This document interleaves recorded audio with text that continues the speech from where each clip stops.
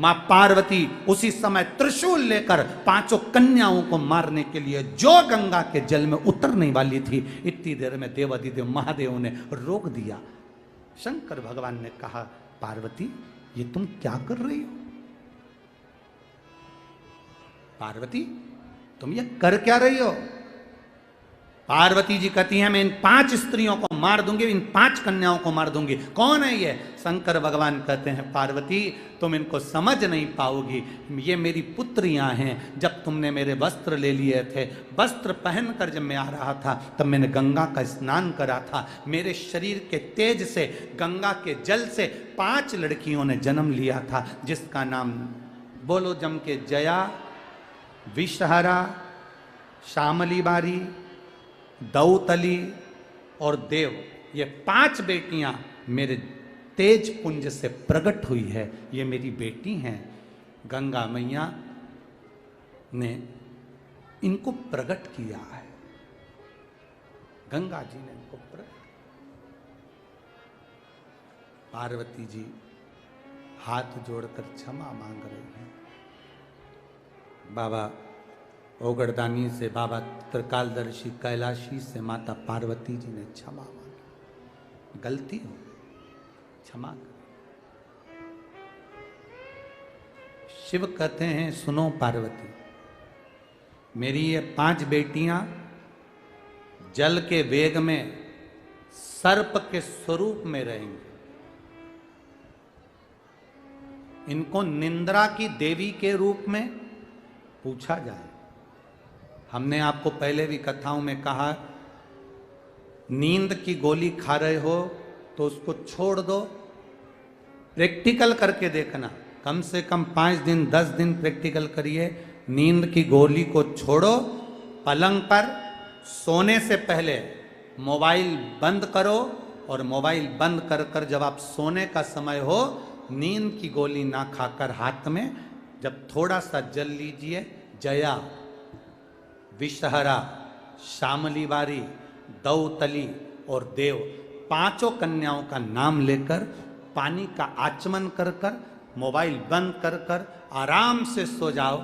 सवेरे आराम से आपकी नींद खुलेगी, रात्रि में आपकी नींद नहीं खुल सकती। ये शिव की बेटियां निंद्रा के रूप में भी पूजा जाती है।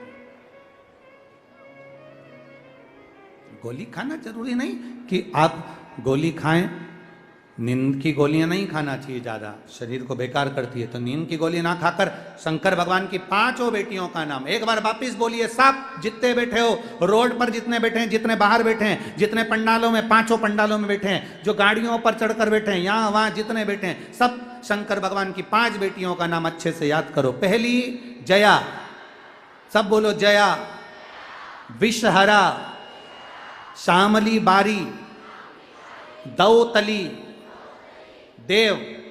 ये 5 शिव जी की बेटियां हैं, जिनका नाम लेकर आचमन कर कर सोने पर नींद आती है, प्रेम वश, आनंद वश गोलियां नहीं खाना पड़ती। यही 5 बेटियां आज भी सनातन धर्म में नाग पंचमी के दिन पार्वती जी ने वर दिया है इन बेटियों को कि ये सर्प की आकृति में प्रत्येक सनातन धर्म के दरवाजे पर नाग पंचमी के दिन पूजाएगी। इधर राजगढ़ साइड में हमको नहीं मालूम, पर हमारे उधर सीहोर साइड में तो सीहोर जिले के अंतर्गत हमने देखा है, दरवाजे पर ऐसा कोयले से दूध में घिसकर और रुई से उसको 5 सर्प बनाए जाते हैं। किसी के यहाँ 3 इधर बनाते हैं, 2 उधर बनाते हैं, किसी के यहाँ 5 पूरे बनाते हैं। बच्चे पूछेंगे आपसे कि ये सर्प कौन है, तो आपको बताना पड़ेगा ये शंकर भगवान की 5 बेटियां, ये शिव जी की 5 पुत्रियां।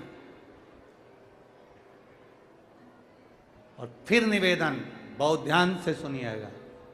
मान लो कभी आपको ऐसा लग रहा है कि डॉक्टर बोल रहा है कि घुटने बदलना पड़ेंगे, या तुम्हारी रीढ़ की हड्डी में कोई गैप आ गया है, या सोने के बाद जब उठते हो तो पीठ में या कमर में दर्द रहता है, तो उसके लिए ये जो बेलपत्री का पीछे की जो डांट होती है, उसको गुठ कहते हैं, आप लोग तोड़ के फेंक देते हैं, ध्यान है? बेलपत्री के पीछे एक मोटा सा भाग होता है जिसको आप तोड़ के फेंक देते हैं। वो जो दूठ होता है बेलपत्री का पीछे वाला, उसको शंकर भगवान के अशोक सुंदरी वाली, अशोक सुंदरी की जगह मालूम है ना सबको, सबके स्मरण में है। ये शिवलिंग जलाधारी और ये जो जलधारी है, इस जलधारी में गणेश कार्तिकेय का स्थान, बीच में अशोक सुंदरी का स्थान। शिव जी के ऊपर जो बूंद बूंद पानी गिर रहा है वो शंकर भगवान की 5 बेटियां जया, विषहरा, शामली बारी, दौतली, देव, जो बूंद बूंद पानी गिरा रही है। तो जो दूठ है वो अशोक सुंदरी वाली जो जगह है वहां पर समर्पित कर कर, जो लगातार 5 दिन तक उस दूध को चढ़ाकर चबा चबा कर जया, विषहरा, शामरीबारी, दौतली, देव के नाम से खाता है, उसकी रीढ़ की हड्डी में गैप हो, चाहे घुटने बदलने का डॉक्टर बोले हों, उसमें आराम मिलना प्रारंभ हो जाता है, फिर ऑपरेशन की जरूरत नहीं पड़ती। ध्यान दो, एक बेलपत्री में वो फल होता है, एक बेलपत्री में वो आनंद होता है जो हमारे जीवन को सुख था।